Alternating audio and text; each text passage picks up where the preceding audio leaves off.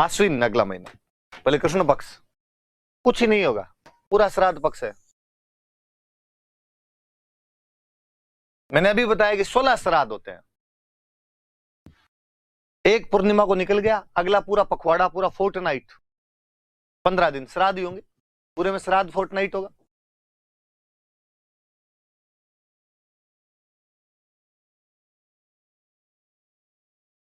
श्राद्ध पक्ष है पूरा का पूरा, श्राद्ध फोर्टनाइट है। 16 दिनों तक लड़कियां सांझी की पूजा करती है।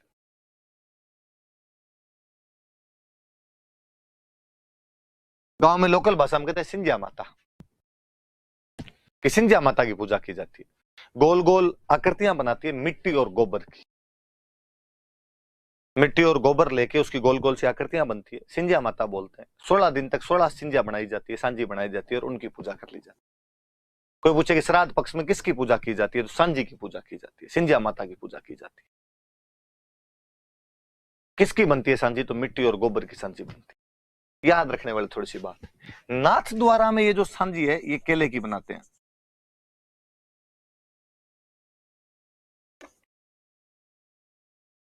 नाथ द्वारा में केले की सांझी बनाई जाती है। उदयपुर में एक मंदिर है, मत्स्येंद्र नाथ मंदिर, और वो जो उदयपुर का मत्स्येंद्र नाथ मंदिर है उसका तो नाम ही सांझी का मंदिर है। श्राद्ध पक्ष के दौरान सांझी की पूजा की जाती है। सांझी मिट्टी और गोबर की बनाई जाती है। नाथ द्वारा में केले की सांझी बनती है। याद रखना इस बात का, मैं आगे चित्रकला में फिर बताऊंगा कि नाथ द्वारा की चित्रकला में केले के पौधे ज्यादा बनाए गए थे। इसका मतलब नाथ द्वारा वाले वल्लभ संप्रदाय का केले से कोई ना कोई लेना देना है। और उदयपुर में मत्स्येंद्र नाथ मंदिर है जहां की सांझियां खूब अच्छी अच्छी बनती है, तो उसको सांझी का मंदिर कहा जाता है। श्राद्ध जब खत्म होते हैं, खत्म कब होंगे, आश्विन की अमावस्या को, 16वां दिन वहां होगा, उस दिन एक व्रत किया जाता है, उस व्रत को बोलते हैं थम्बुड़ा। तो श्राद्ध के अंतिम दिन कौन सा व्रत किया जाता है, तो थम्बुड़ा व्रत। श्राद्ध पक्ष के बारे में 5-6 बातें। भाद्रपद पूर्णिमा से आश्विन अमावस्या तक 16 दिनों तक श्राद्ध पक्ष मनाया जाता है, जिसमें पूर्वजों की आत्मा की तृप्ति के लिए ब्राह्मणों को भोजन करवाए जाते हैं, कौवों को भोजन करवाया जाता है। इन 16 दिनों के दौरान लड़कियां मिट्टी तथा गोबर की सांझी बनाकर उसे माता मानकर उसकी पूजा करती है। उदयपुर का मत्स्येंद्र नाथ मंदिर सांझी का मंदिर कहलाता है। नाथ द्वारा में केले की सांझी बनाई जाती है। श्राद्ध के अंतिम दिन अर्थात आश्विन अमावस्या को थम्बुड़ा व्रत किया जाता है। इतनी बातें याद रखनी है बस। ये नाथ द्वारा में केले की सांझी बनी हुई, ये केले की सांझी का फोटो है, केले वगैरह बने हुए देखो, तो चित्र बनाया होगा केले की सांझी का ही, तो ये देख लेना आप, ये नाथ द्वारा का है। मैं लिख देता हूं इसके साइड में।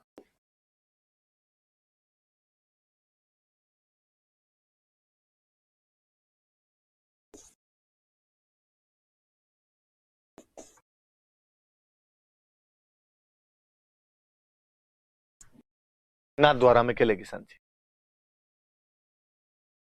श्राद्ध पक्ष पूरा कृष्ण पक्ष खा गया और कृष्ण पक्ष में कुछ है ही नहीं। आप नोटिस भी करना, कभी श्राद्ध में कोई शुभ काम नहीं होते। शुभ काम छोड़ो, डोकरे तो घरों से बाहर नहीं जाते थे, गांवतरा नहीं करते थे, सामान खरीद के नहीं लाया करते थे। भाई रे श्राद्ध, कोई शुभ काम नहीं करना। 16 दिन तो एकदम चुपचाप रहो। जैसे श्राद्ध खत्म हो, शरद ऋतु आ रखी होती है, इसलिए नवरात्रे शुरू होते हैं, शारदीय नवरात्रे या शरद नवरात्रा हम कहते हैं उनको। आश्विन शुक्ल एकम से नवरात्रे हमेशा शुक्ल पक्ष में आएंगे। आश्विन में शरद ऋतु चल रही होती है, इसलिए शारदीय नवरात्र आते हैं। तो शारदीय नवरात्र शुरू हो जाते हैं, शरद नवरात्र का तो एक ही बात है। नवरात्रे मुझे बताने की आवश्यकता नहीं, 9 दिन तक चलते। नवरात्रों में अष्टमी हमेशा महत्वपूर्ण होती है। हालांकि इस अष्टमी को बंगाल में बहुत बड़ा त्योहार होता है, दुर्गाष्टमी। अपने तो यहां पर कोई विशेष होता नहीं। अपने घरों में यज्ञ करते हैं, स्वाहा वाला यज्ञ किया जाता है, होम बोलते हैं अपने घरों में, होम, इसलिए होमाष्टमी है ये अपने तो। बाकी बंगालियों का बहुत बड़ा त्योहार है, वहां पे दुर्गाष्टमी है। आश्विन में जो शुक्ल पक्ष की अष्टमी आती है उसको दुर्गाष्टमी कर दो, होमाष्टमी कर दो। नवरात्रि खत्म होते हैं नवमी को, और 10वीं के दिन हम विजयदशमी दशहरा मनाते हैं। हम कहते हैं भगवान राम ने इस दिन रावण को मारा था। हम कहते हैं ये बुराई पर अच्छाई की जीत है, ये पाप पर पुण्य की जीत है। हम हथियारों की पूजा करते हैं इस दिन। खेजड़ी का पेड़ अपना मुख्य पेड़ था, तो खेजड़ी की पूजा करते हैं।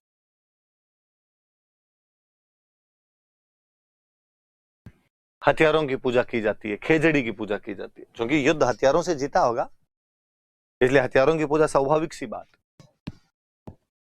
आज भी लोग घरों के अंदर किसी की यदि पुरानी कोई बंदूक, भाला, तलवार कुछ रखा हुआ हो तो उनकी निकाल के पूजा कर ही लेते हैं।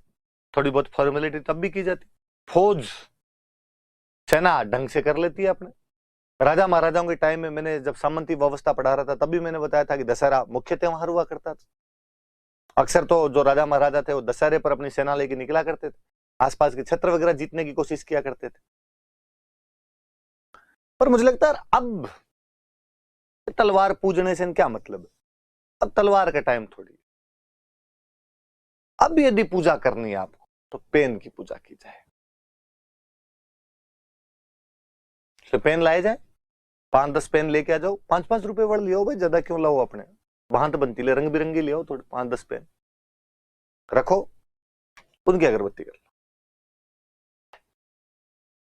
लोकतंत्र का हथियार पेन है। जब आप पढ़ाई कर रहे हैं तो आपकी किस्मत पेन से बदलेगी। जब आप एसडीएम लग जाएंगे तब किसी की किस्मत बदलना चाहेंगे तो भी पेन से बदले। अब यदि पूजा की जानी चाहिए तो तलवार बंदूकों की तो नहीं होनी चाहिए। जिनके यूज आते हैं वो करें, बाकी पेन की पूजा की जाए। और हम सब तो चूंकि विद्यार्थी हैं इसलिए अपने लिए तो महत्वपूर्ण चीज ये है, ये कलम भाग्य उदय कर सकती है आपका। इसलिए प्रिय विद्यार्थियों, इस दशहरे को सब लोग पेन की पूजा करेंगे। वास्तव में कर लेना, सद्बुद्धि आएगी, भगवान देखेंगे ऊपर बैठे बैठे, सिलेक्शन करवा देंगे इस बार आपका। खेजड़ी की पूजा करते हैं, हथियारों की पूजा करते हैं। खेजड़ी तो अपना मुख्य वृक्ष है, राजस्थान का तो स्टेट ट्री और है। अपने ले दे कि खेजड़ी ही था जी, और वृक्ष ही कौन सा था अपने आप। और कहां अमरूद की पूजा करते तो अपने। फिर अब आपकी मान डाकण कुण कर, हमने खेजड़ी की भी प्रशंसाएं की और हमने कहा साहब खेजड़ी खेजड़ी थोड़ी, खेजड़ी का कोई भी ऐसा अंग नहीं है जो काम ना आए। हमने कहा उसकी जड़ें और उसकी छाल दवाइयां बनाने के काम आती है। स्किन डिजीज की दवाइयां बनती है, चर्म रोग की। हमने कहा लकड़ी कुछ ही काम लो, फर्नीचर के काम लो, जलाने के लिए काम में लो। उसकी पत्तियां तो गांव में तो लूंग है, भेड़ बकरियां खाती वही है।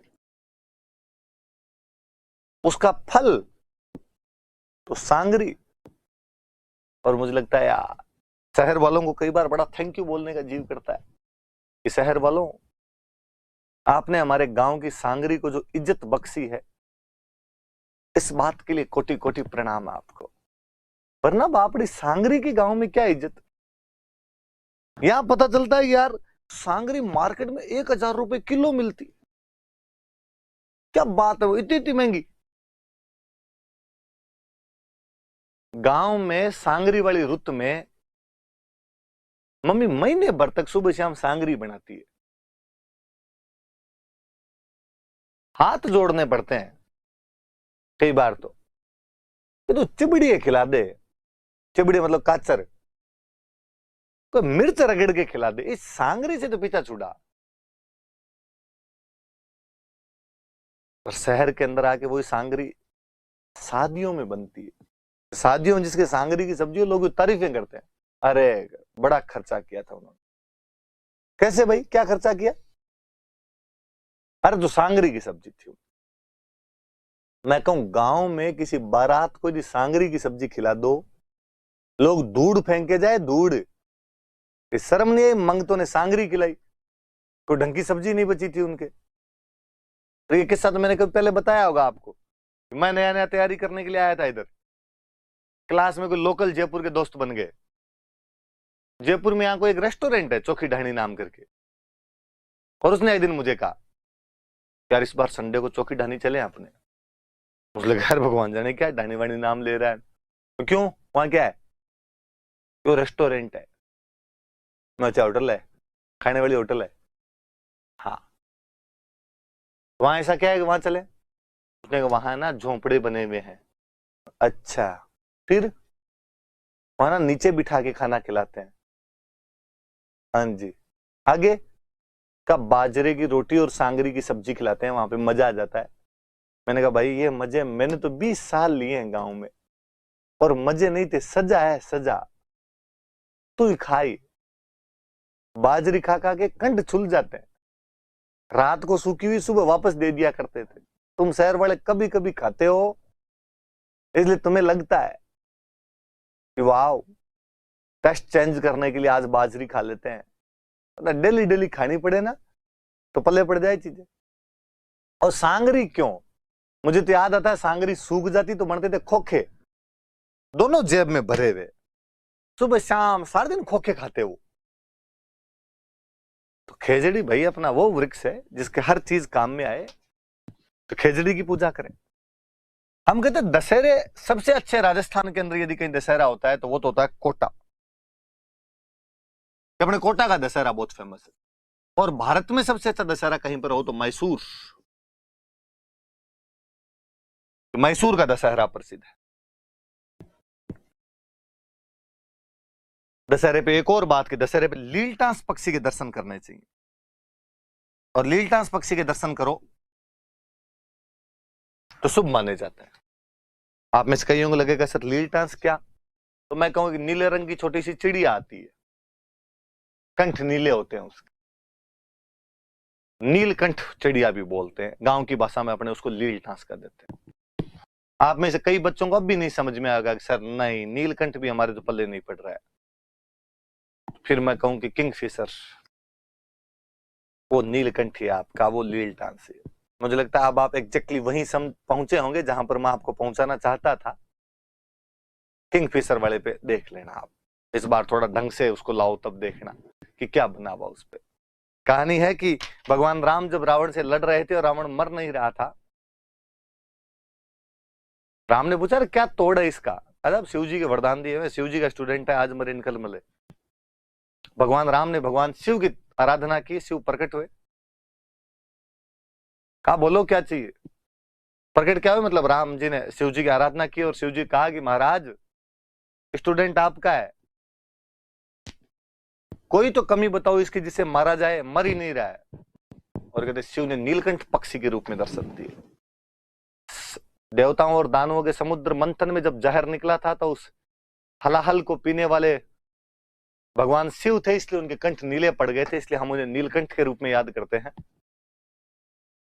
और शिव ने नीलकंठ पक्षी के रूप में जैसे दर्शन दिए, इस बार भगवान राम ने अपना धनुष ने छोड़ के हाथ जोड़े, और अगली बार जब अपना धनुष पर तीर चढ़ाकर संधान किया तो रावण की नाभि के अंदर मारा और रावण मर जाता है।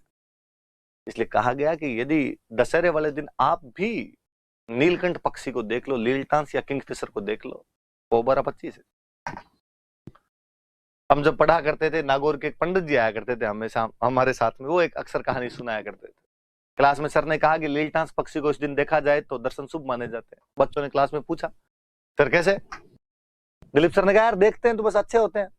पंडित जी खड़े और पंडित जी ने कहा सर मैं बताता हूँ। फिर पंडित जी एक कहानी सुनाते थे। कहानी क्या था, जोक टाइप का था कि एक बार कोई किसान था और अकाल पड़े, कई साल तक कर्जा हो गया किसान की बहुत ज्यादा, भांडे बिकने की नौबत आ गई। किसान पंडित जी के पास गया और पंडित जी जाकर पंडित जी यार हाथ दे के कोई इलाज बताओ कि कर्जा खत्म हो, राम जी राजी हो, बरसात हो, फसलें हो, घर में लुगाई टाबर लड़ते हैं यार, घाटे की लड़ाई है, टाबरों की कोई सगाई ब्याह नहीं हो रही हमारे। तो पंडित जी ने पतड़े देख के पंडित जी ने कहा कुछ नहीं करना आपने, तो दशहरे वाले दिन लीलटास देख लेना, पो 12-25 है। उसने कहा पक्का खाली लीलटास देखना? अरे कि तू देख तो सही। किसान भाई उस दिन सुबह सुबह एकदम धोले चिट्टे पहन के निकला, पूरा जंगल घूम गया, लीलटास नहीं दिखे कहीं पर। उसको लगा यार काम तो कठिन है, और कठिन काम पूरा होता है तब वास्तव में फल मिलता है। चलता गया। जंगल में आगे एक कोई लीलटास मरी भी पड़ी थी, और किसान ने कहा ये तो पूछना ही भूल गए, जिंदा देखनी थी, मरी भी देखनी थी। फिर किसान ने कहा छोड़ो, अपने इसको जेब में डाल लेते हैं, देखते नहीं है अभी तो, पंडित जी से जाके पूछ लेंगे, मरी भी देखनी होगी तो देख लेंगे, नहीं से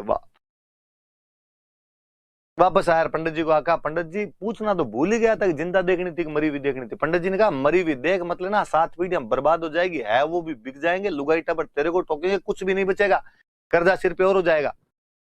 किसान ने लीलटास मरी भी जो जेब में डाल रखी थी निकाल, इनका पंडित जी हम तो बर्बाद हो ही गए, अब तुम और थोड़े देख लो इसको, बर्बाद हो जाओ।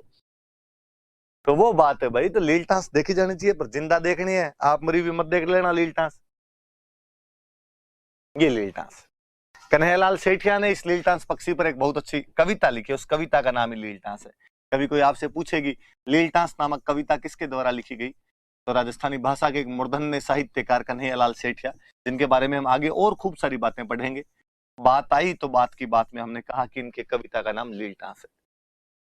कोटा दशहरा का मेला आप देखिए, वाकई कितना भयंकर भीड़ वाला मेला है, तो बड़ा मेला लगता है। फिर आश्विन में एक और, चूंकि ये शरद ऋतु चल रही होती है इसलिए शरद पूर्णिमा आती है। कहते हैं वैसे तो हर पूर्णिमा को चंद्रमा पूरा होता है, लेकिन वास्तव में पूरा चंद्रमा होता है तो शरद पूर्णिमा का होता है। हम कहते हैं वो अपनी परास पूरी करता है, अपनी रेंज पूरी करता है, इसलिए हम उसको रास पूर्णिमा कहते हैं। अक्सर यदि गांव में आपने सुना हो तो कि इस दिन यदि खीर बनाकर खाई जाए, तो अक्सर खीर बनाते हैं उसको चांद की रोशनी में रख देते हैं कि इस दिन चांद की रोशनी से अमृत बरसता, फुल मून है ये, वास्तव में चंद्रमा पूरा इस दिन है, अपनी 64 कलाएं पूरी कर लेता हो, डायमेंशन आयाम पूर्ण होते हैं उसके।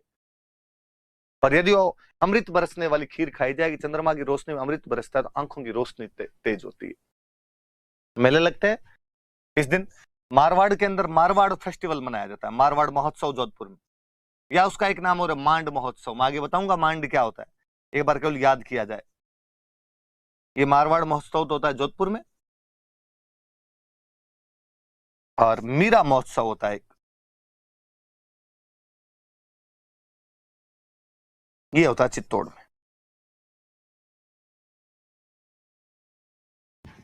मारवाड़ महोत्सव जोधपुर और मीरा महोत्सव चित्तौड़।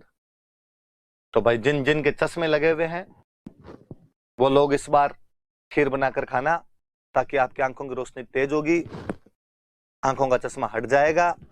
पहले इस्तेमाल करें फिर विश्वास करें, और जिनके चश्मा नहीं लगा हुआ है वो थोड़ी कम खाना, ये नहीं हो ज्यादा खाओ यूं डोबे फटके बाहर आ जाए, ध्यान रख लेना। तो आश्विन की पूर्णिमा आ गई तो आश्विन खत्म हो गया। आज 2 बड़े महीनों के हमने खूब सारे त्योहार पढ़े, भाद्रपद में ज्यादा ही है त्योहार, आप याद करना, कल अपने बाकी वाले कर लेंगे, आगे अब छोटे छोटे त्योहार आएंगे, ज्यादा होंगे नहीं, खत्म कर लेंगे। Thank you.